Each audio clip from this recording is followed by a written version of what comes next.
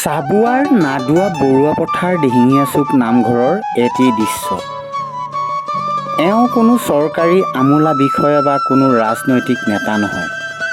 এওঁ এজন দুখীয়াৰ দুখ বুজি নিজৰ বুলি আগবাঢ়ি যোৱা এজন দানবীৰ। আজি নাদোৱা বৰুৱা পথাৰ দিহিঙীয়া চুক ৰাইজে নামঘৰৰ বাটচৰা শুভ উদ্বোধন কৰিবলৈ নিমন্ত্ৰণ জনাই ৰাইজৰ নিয়ন্ত্ৰণ ৰক্ষা কৰি পুৱাই উপস্থিত মানৱদৰদী ব্যক্তি তথা সমাজসেৱক অজয় গগৈ।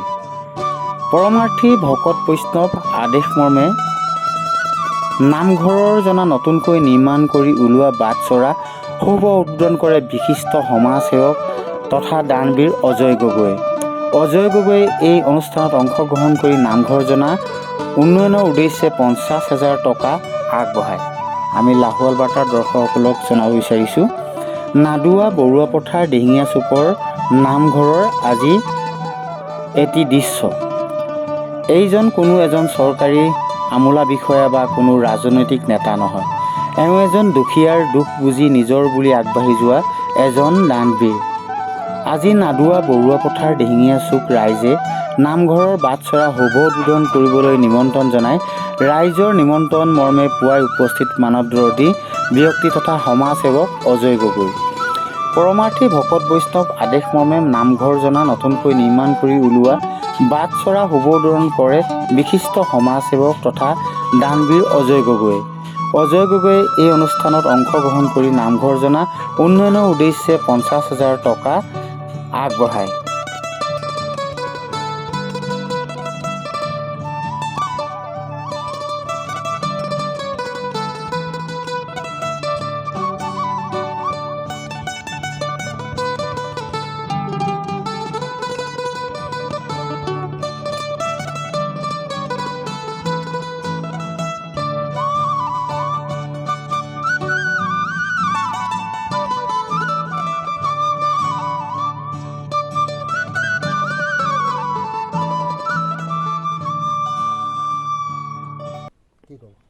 হয়, মোৰ যি ভাল লাগে আপোনালোকে দেখিছে আগে পিছে মই যি পাৰোঁ মোৰ ইনকম চাই মই কিবা এটা সহায় আগবঢ়াইছোঁ।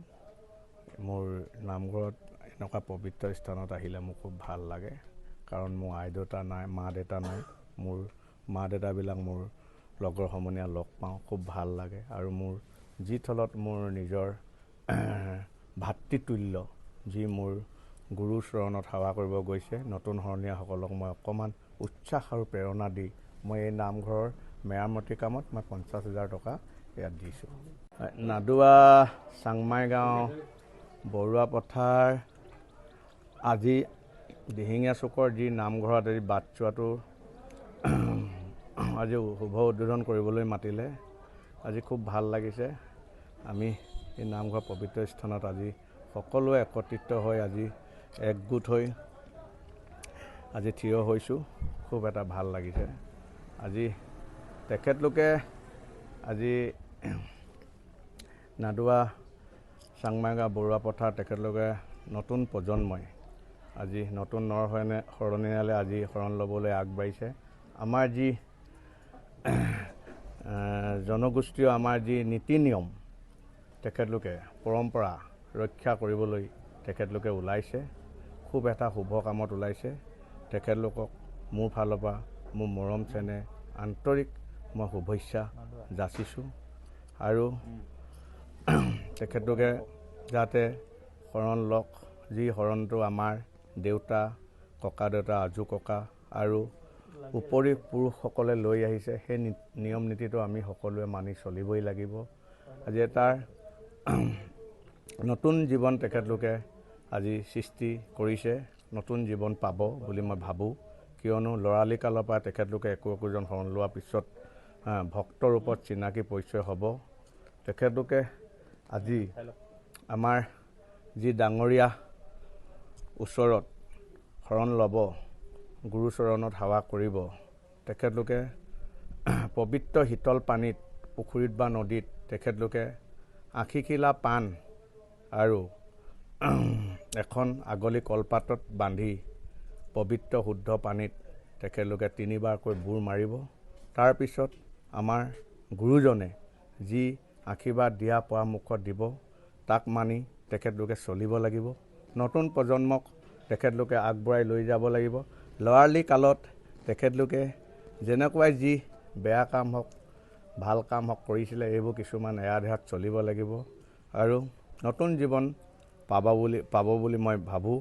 আৰু তাকে লৈ তেখেতলোকে সমগ্ৰ অঞ্চলটোৰ লগতে এই আমাৰ যি চুকবিলাক, আমাৰ গাঁওবিলাক, যি নতুন প্ৰজন্মক, শিক্ষাৰ্থীসকলক, তেখেতলোকে খেলুৱৈসকলক, তেখেতলোকে যি নতুন প্ৰজন্ম আছে তেখেতলোকক আগবঢ়াই লৈ যাব লাগিব আৰু ভাল শিক্ষা দিব লাগিব, এই মই ক'ব বিচাৰোঁ।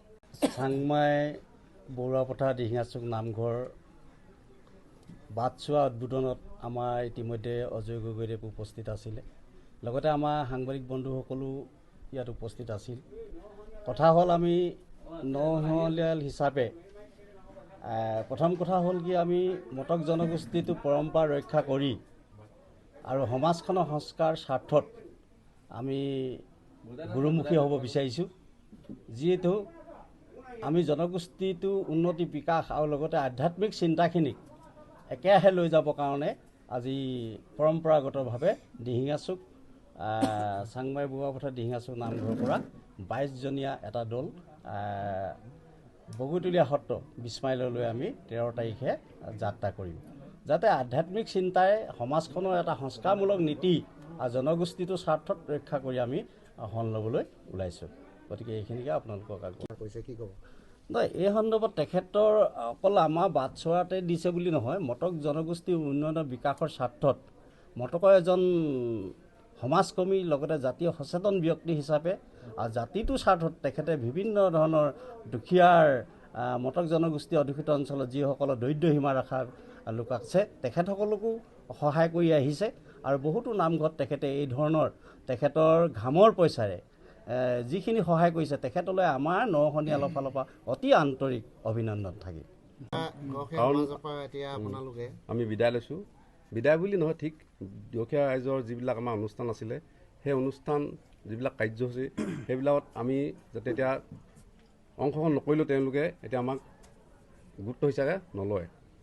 গম পাই কথাটো তেনেকুৱা নহয়। আৰু এতিয়া আমি সমাজ ব্যৱস্থাত আমি যিহেতু আমি জড়িত, গতিকে সমাজ ব্যৱস্থাত যিবিলাক নীতি নিৰ্দেশনা আছে সেই নীতি নিৰ্দেশনাক আমি সন্মান কৰি আচলতে আমি সৰণৰ কাৰ্যসূচী হাতত লৈছোঁ।